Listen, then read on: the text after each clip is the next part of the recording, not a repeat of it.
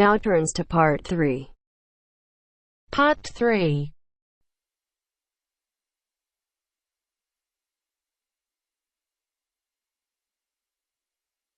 Now turns to Part 3. Part 3. You will hear Peter Walsh being interviewed for a job. Listen and choose the correct answer for each question. First, you have some time to look at questions 21 to 25.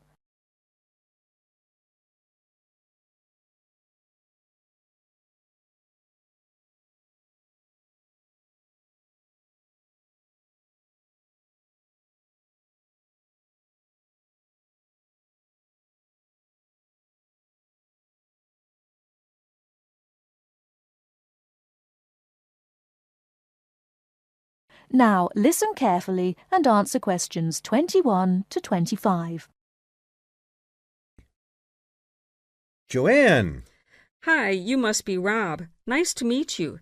So, I hear you're planning to visit Australia. Yeah, and I really wanted to talk to you because I was thinking of spending some time in Darwin, and my sister told me you're from there. That's right. So, tell me about it. Well, where shall I start? Well, Darwin's in what they call the top end, because it's right up at the northern end of Australia, and it's quite different from the rest of Australia in terms of cultural influences.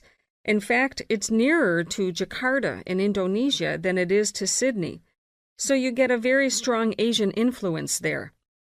That means we get lots of tourists.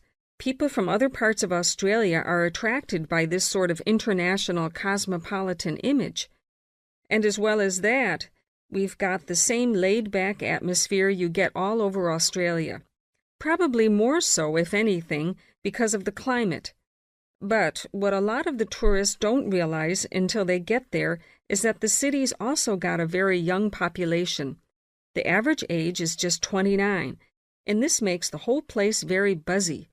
Some people think that there might not be that much going on as far as art, music, dancing, and so on are concerned, because it's so remote. I mean, we don't really get things like theater and opera in the same way as cities down in the south, like Sydney, for example, because of the transport expenses.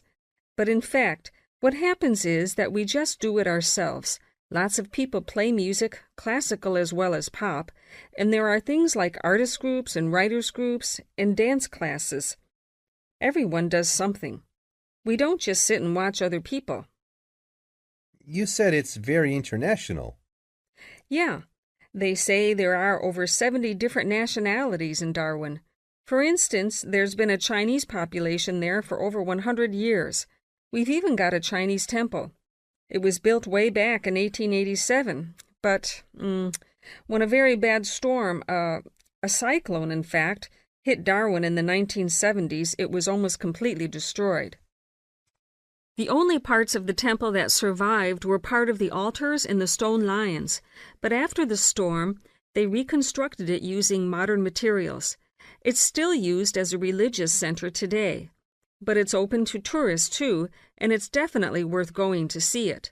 Oh, and as far as getting around goes, you'll see the places that advertise bicycles for hire, but I wouldn't recommend it.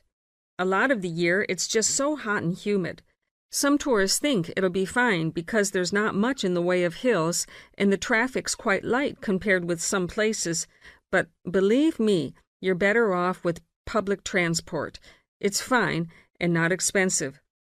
Or you can hire a car, but it's not really worth it. What's the swimming like?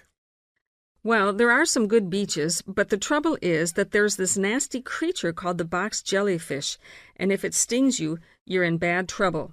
So you have to be very careful most of the year, especially in the winter months. You can wear a lycra suit to cover your arms and legs, but I wouldn't like to risk it even so, personally. And there are the saltwater crocodiles, too. I mean, I don't want to put you off. There are protected swimming areas netted off where you'll be safe from jellyfish and crocs, or there are the public swimming pools. They're fine, of course. Before you hear the rest of the talk, you have some time to look at questions 26 to 30.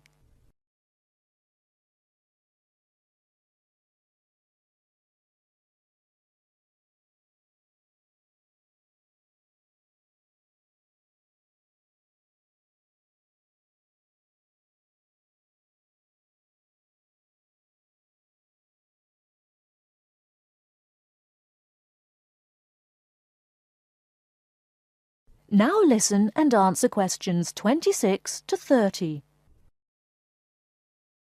And answer the questions. Please sit down, Mr. Walsh. My name's Jane Swain, and I'm the personnel manager. Hello, how do you do? Now, this is just a short preliminary interview. I'd like to chat about your present job and what you've done up till now. Yes, of course. Well, could you tell me how long you've had your present position in Weston's? It is Weston's, isn't it? Yes, that's right. I am not sure. Let's see. I left university in 2005. Is that right? Yes, 2005. Then I was unemployed for about 3 months. And then I traveled round America for a few months. So, yes, it must be about 3 years now, in fact. Yes. And have you any particular reason for wanting to change jobs? I mean, why do you want to move? Well, I actually like my present job and still find it interesting and stimulating. The salary's okay, so it's nothing to do with money, though you can always do with more. I suppose the thing is that I'm really very ambitious and keen to get promoted, so that's the real reason. You say you like your job. Can you tell me what aspect you like most? Oh, my dear, that's difficult. There are so many things. The other people are great. There's a good cooperative atmosphere. I mean, among the staff, and compared to other companies, the conditions are great. I mean, the office itself and the working conditions. And then there's the fact that they give me lots of room for initiative and let me make decisions. You know, that's what I really like most about the job.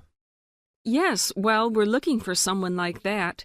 You know, someone who isn't a clock watcher and who isn't too concerned about working fairly long hours. Oh, I don't mind that. I'm used to it. And what about your education? You went to Manchester University, didn't you? Yes. After leaving school, I started a diploma course in design, but I decided to give it up and did an arts degree at university instead. Good. And have you done any courses since?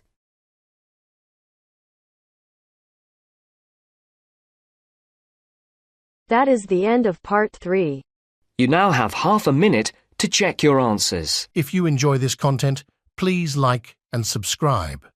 After subscribing, please leave a comment below saying subscribed, and we will respond as soon as possible. By subscribing, you're supporting our mission to help others achieve their IELTS goals. Thank you so much for your support.